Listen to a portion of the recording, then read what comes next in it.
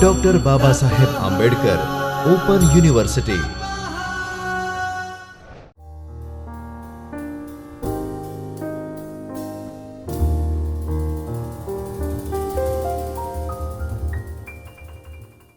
Namaskar friends, welcome to Dr. Babasaheb Ambedkar Open University. Today we are going to learn about the Bluest Eye, which forms the part of your Bachelor of Arts English Literature syllabus. It's paper number 5 SYBA, a study of novel.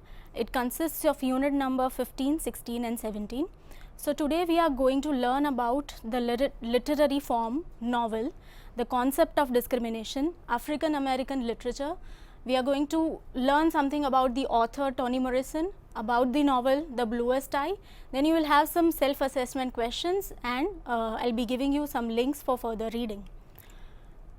Now as you know friends, literature is made up of various forms like novel, poetry, drama, novella, short stories, etc. Usually a novel is a long work of narrative fiction written in prose form.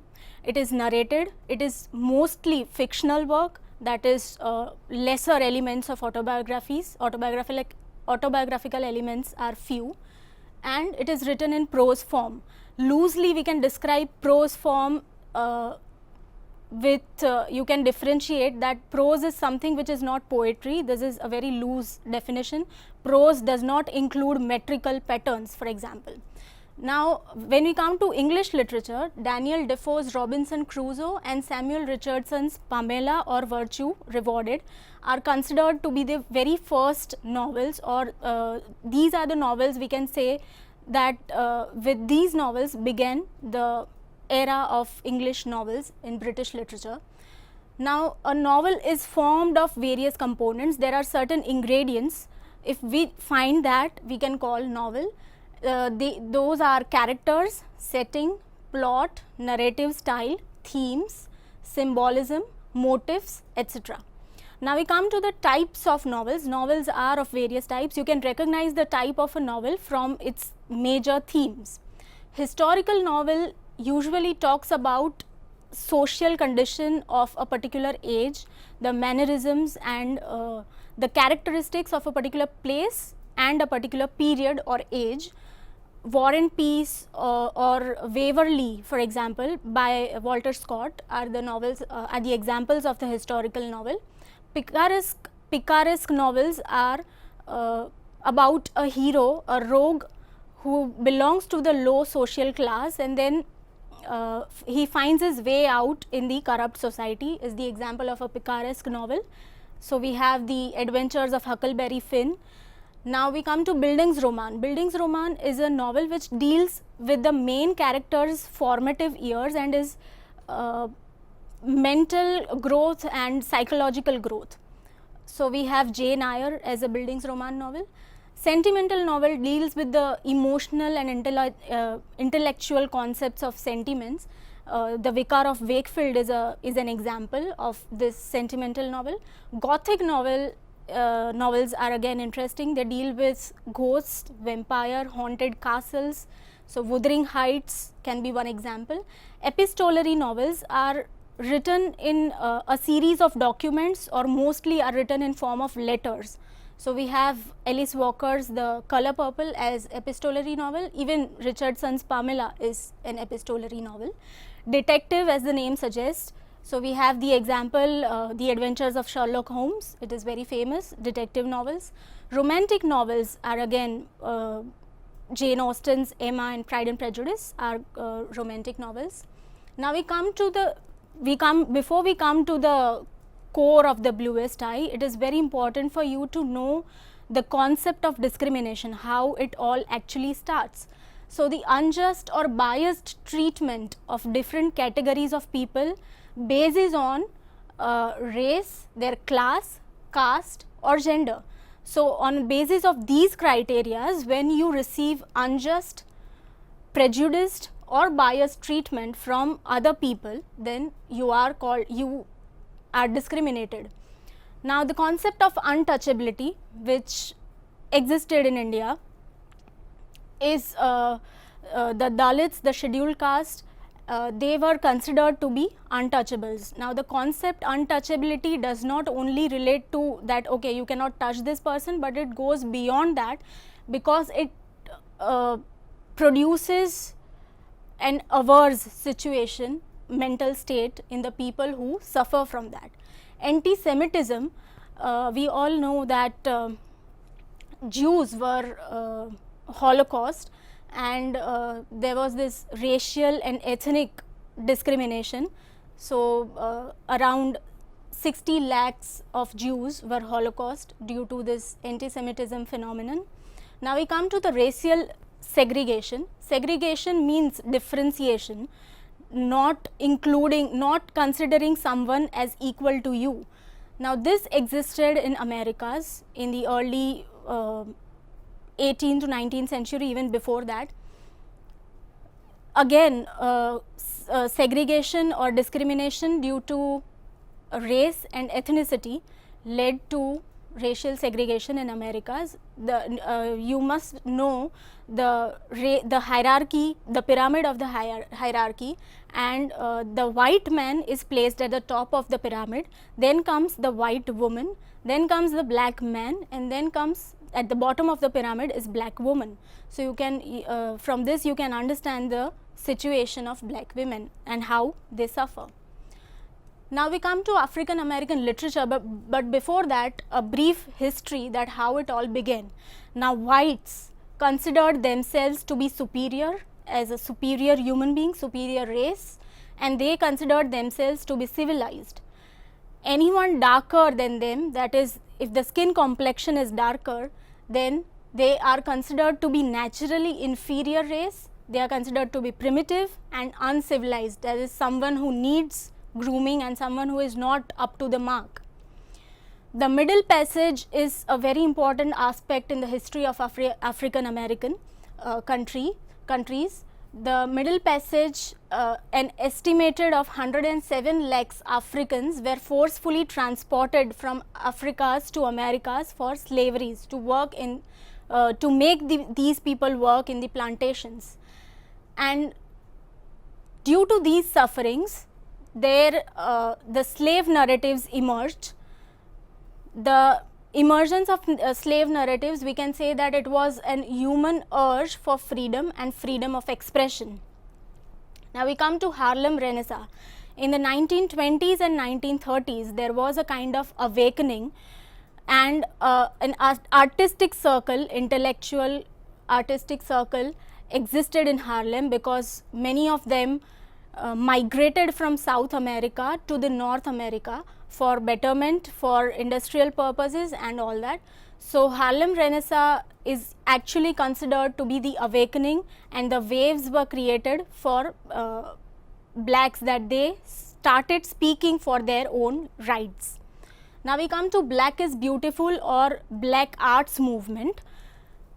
This slogan became very famous. Black is Beautiful became very famous during 1960s, and during this time black women started writing their works, and they were truly instrumental in bringing the concepts, the issues, the concerns related to black women into the limelight. Now we come to African American women's writing in 1970s. Three important works by black women, African American women, were published during in the year 1970. The first one is the novel of our concern, The Bluest Eye by Toni Morrison, was published in 1970. Maya Angelou's I Know Why the Caged Bird Sings was published in 1970, and also The Third Life of Grange Copeland by Alice Walker was published in 1970, and one more anthology, The Black Woman by Toni Cade Bambara, was also published in 1970s. So 1970 was a very important year in the African American literature and African American women's writing. Now we come to the author Toni Morrison. You can see in the picture, she looks like this. She is an African American woman born in 1931.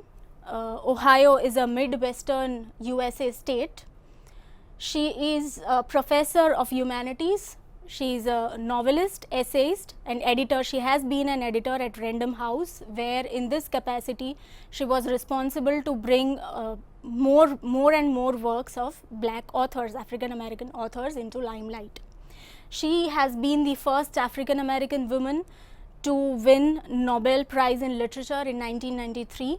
For her novel Beloved, she has won the Pulitzer Prize in 1988.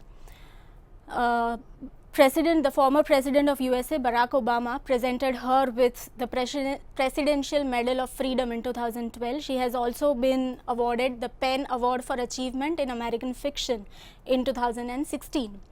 She has been an author of 11 novels, The Bluest Eye, the first in the installment.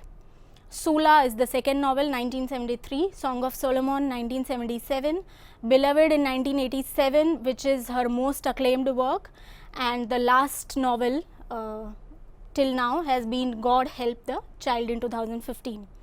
Now we come to the reception of novel, how the novel was received when it was first published. When it was first published in 1970, it received minimal critical attention. It was banned from schools' curriculum syllabus due to some obvious reasons of its content. The Bluest Eye also appeared as the 15th out of a list of 100 most challenged books in the recent decade by American Library Association. By the end of 1970, a positive review was written by the New York Times, and later on it was placed as reference book for black studies departments in universities.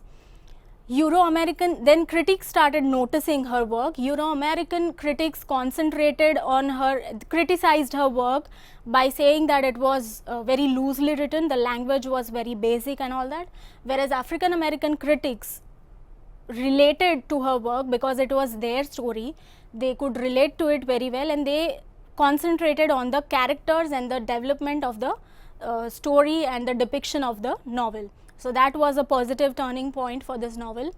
It was later on praised for writing about the colonization of mind, that how colonization actually takes place, not only physically but mentally also, psychologically also. The novel was later on adapted as plays to be performed in the on the stage in New York several times. Now we come to the novel Bluest Eye, and I would like you to draw your attention on this thing and see if you can read it.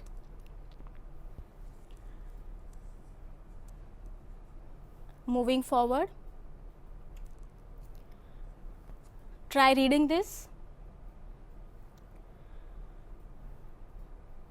I would like to read it for you as well.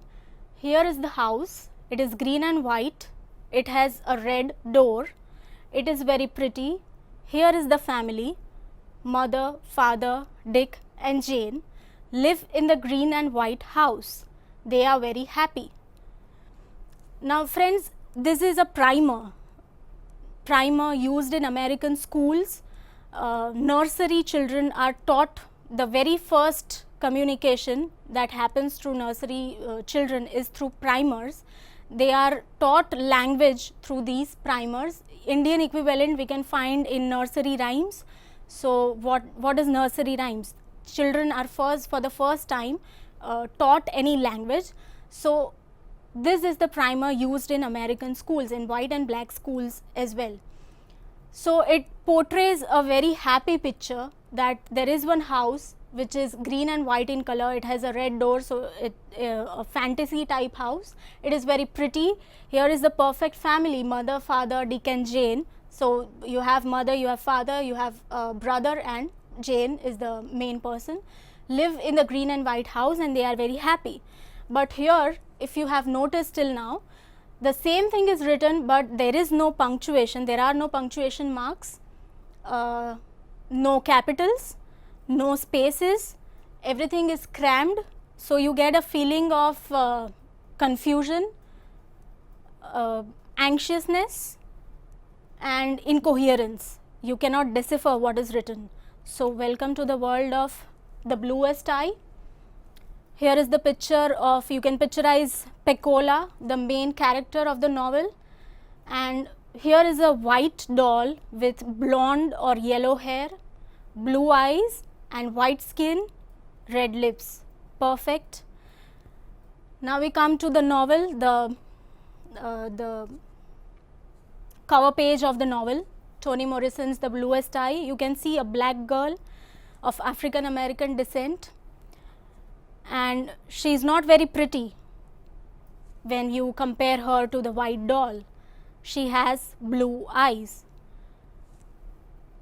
So this phenomenon is going to develop later on in our presentation. We come to the setting and plot of the novel.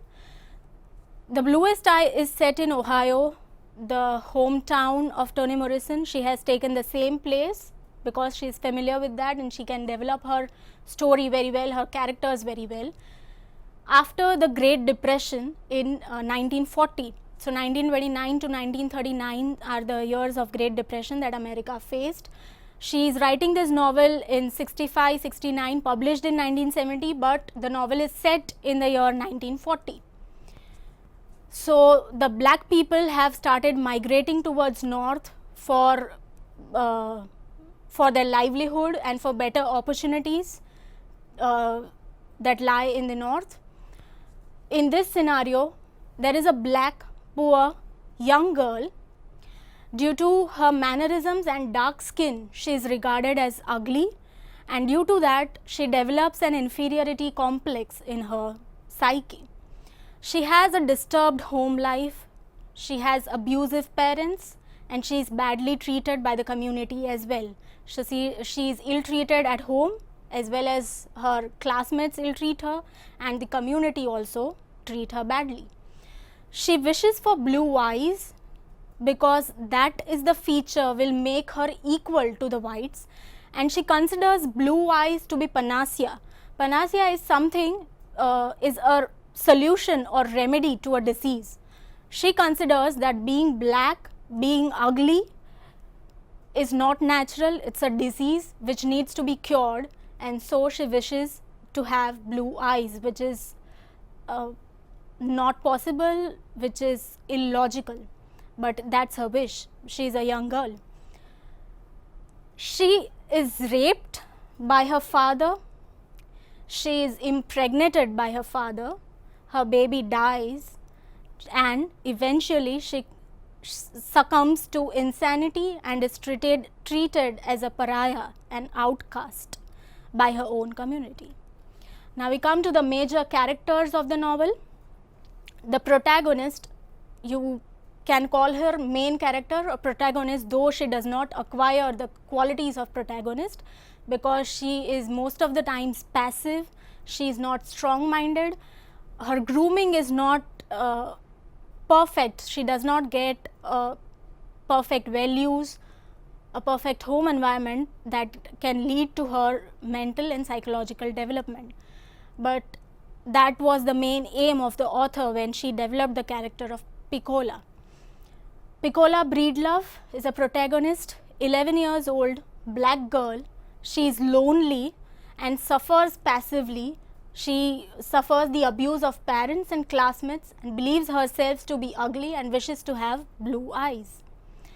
On the other hand, Claudia McTeer is Piccola's friend. She is 9 years old, but she is strong-minded. She is against the white beauty standards. Remember the white doll that we saw?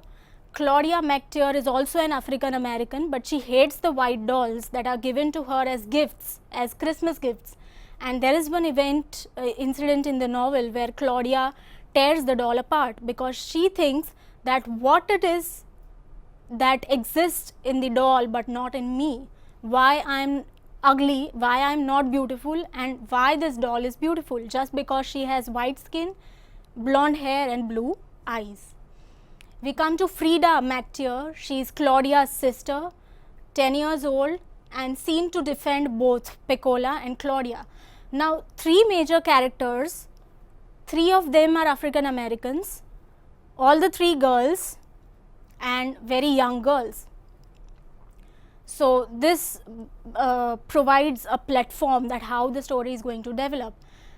Charlie Breedlove is Piccola's father, who in his young age, when he was in adolescence, he was humiliated by the whites, and that has made an impact, a negative impact on his mind, and he's frustrated, he's violent, he rapes his daughter Piccola, and he's dangerously free.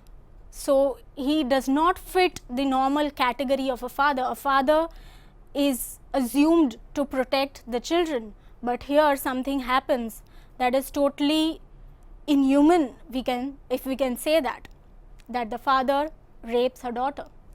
Now we come to Pauline Breedlove. Pauline or Polly Breedlove is Piccola's mother. She works for a well-to-do white family and she considers herself to be ugly. Now you get the picture how it all comes down, that the father and the mother, who are considered to be the pillars of support for children, they are responsible for grooming, but here they are too devastated to groom their child. So Pauline Breedlove thinks that she is ugly. She is fascinated by romantic movies and white-skinned heroines, and she has herself said to Piccola that you are ugly, and Piccola has believed that, oh, I am ugly, I cannot do anything about it unless and until I get blue eyes for myself. Now we come to Soaphead Church. He is a fake mystic. A mystic is someone who communicates, who claims to communicate directly with God. He harms Piccola, but how? We'll come to it later. Now we come to the structure and narrative style of the novel. The novel is divided into 4 parts: autumn, winter, spring and summer. As the name suggests, the events in the novel are totally opposite. They do not take place as per the season. Autumn is considered to be a season of harvest, but unfortunately that is the season in which Piccola's baby dies.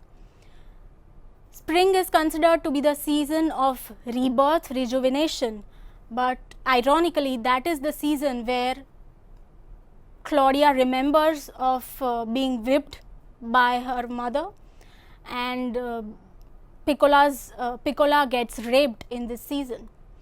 Now we come to the narrators. There are 3 narrators. 2 of them are the voices of Claudia when she is a child and when she grows up. 2 voices of Claudia. So this novel is narrated by a 9-year-old. So we have children's point of view in mind. She focuses on key events of Piccola's life and also on the past events that are unrolling before her eyes. So novel juggles between the past and the present events narrated by Claudia.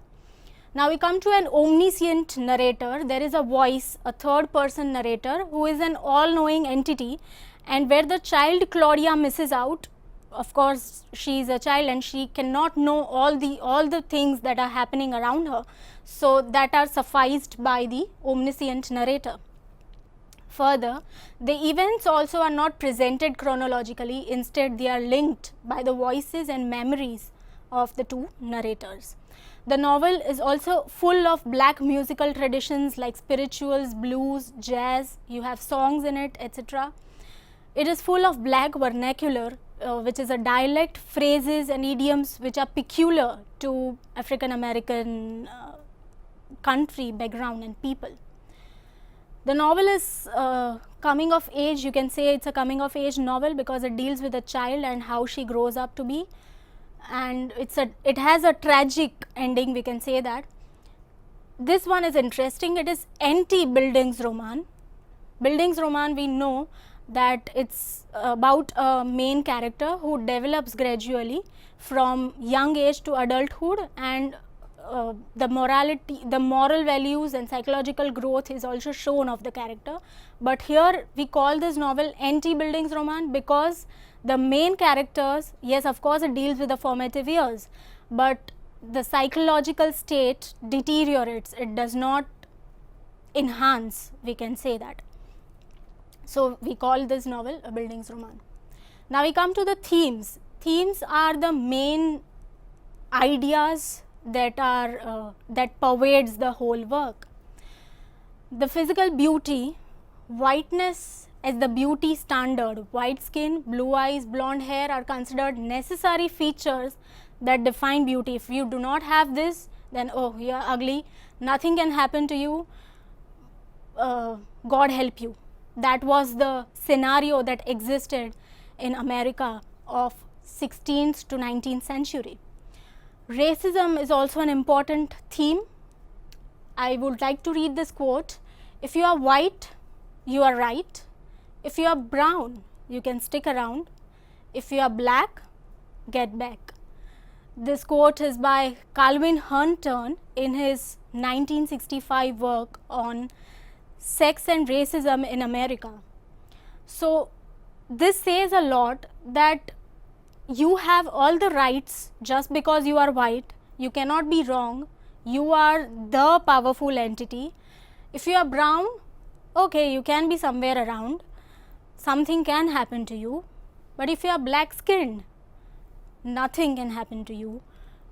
What you have to be dictated. You don't have your own mind, you don't have your own soul, you don't have your own body. Everything is controlled, is governed, is dictated by the whites.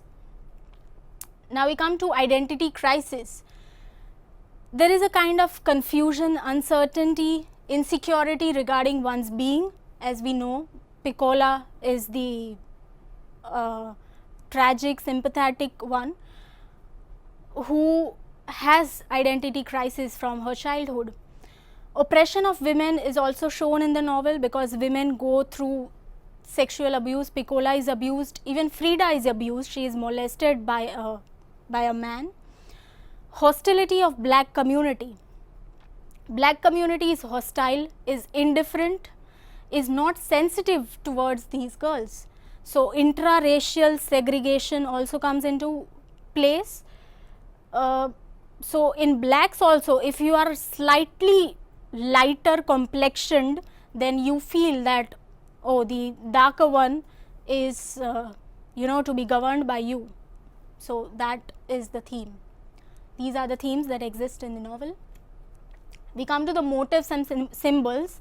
Motifs are the literary devices that define the theme for us, and symbols are the objects or things that define the abstract concepts for us. So here seasons, as we have learnt earlier, the events and happenings of the characters do not match the usual characteristics of seasons. Vision is an important motive because Piccola thinks that if she gets blue eyes, it will change the way she is looked at by the world, and it will also change the way she looks at the world. She will be conforming to the main white groups if she get the blue eyes. Scapegoat is a symbol used here.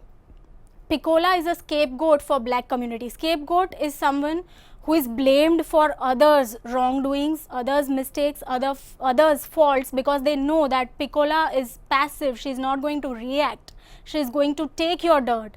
So the black community feels clean by shifting their dirt, their frustration, their violence on Piccola. Bluest Eye is the imagery, it's a symbol, it's a motif that is pervading the whole work, because the title also says, is of the same name. Pretty eyes, pretty blue eyes, big blue pretty eyes, blue sky eyes, morning glory blue eyes, Alice and Jerry blue storybook eyes. This is the prayer that Piccola makes every night to get the blue eyes, and you know why now. Marigolds are associated, these flowers are associated with the safety and well-being of Piccola's baby. No one wants Piccola's baby to live because, she has been raped by her father. Piccola's father and her baby's father is the same man. So the black community dislikes her, hates her, no one wishes her baby to live. But Frida and Claudia are exceptions. They pray for Piccola's baby to live just because her baby can counteract the universal values that are imposed on them by the white Americans. We come to the title and conclusion. The Bluest Eye, EYEI, and the I pronoun are the homophones, and the title creates a kind of a pun. The bluest eye, we know what it means, and I is also bluest. The color, we refer bluest color also to the wounds that turn blue. You have bruises, it's red and then it gradually turns blue, so you are hurt, you are very much hurt. And bluest eye is, Piccola is also the bluest eye, the saddest eye, because she is hurt, she feels hurt by the community and by the parents. Neither her mother looked at her nor did the black community, and the damage done was total. Now comes the character of Soaphead Church. Soaphead Church, as I have told you, is a mystic. He claims to have direct communication with God, and Piccola goes to him and asks him for blue eyes. She feels that he will grant his wish to get blue eyes. What he does is, he gives a piece of meat to Piccola and asks her to feed it to the dog. Now the dog is disliked by Soaphead Church, so he does a trick here. He poisons the meat, he uses Piccola to kill the dog, and he has promised that if something happens to the dog, believe that you have got blue eyes. The meat is of course poisoned. Piccola feeds the meat to the dog and dog dies, and this event triggers a kind of mental decline, because Piccola now thinks that she has actually got blue eyes. And when the community is avoiding her, she feels that, oh, they are jealous because I have got blue eyes, they are not looking at me. And mind you, when Piccola complains about her father's rape on her, her mother, Piccola's mother, Pauline Breedlove, she beats her. She is not ready to believe, or even if she believes, she is not ready to take any step. So everyone ignores her, and the damage done was total, because Piccola is seen walking up and down, flinging her hands like a bird, and she jerks her head on the sound of a drum which is so distant that only she can hear. So these lines suggest that Piccola has lost her usual mental stability. She succumbs to insanity, and this brings out a tragic end to the story. What is the relevance of the novel? Morrison wrote this novel. Of course, it deals with black women, black girls, but she has clearly said that it does not her works are not to be termed as only feminist work, because she believes in equal existence of men and women in the society. And the purpose of the work is to make a statement about the damage that racism creates in people's minds. And in today's time also, I would like to mention that this discrimination exists, only the change has occurred in the degrees or the forms of discrimination, but it does exist when we look around us. These are some of the questions that you can have a look. You can do a kind of self-assessment exercise for yourself. Also, you can take one question where you can write down your experiences or your friends' experiences. You can discuss with them. You have come across something which can be called an unjust behavior, discriminatory behavior, or prejudiced behavior. So these are the questions. These are the web resources, the links which you can follow. The first link will lead you to the original text of the Bluest Eye. I would recommend you to read it, and the other are the critical readings of the novel. So thank you, friends.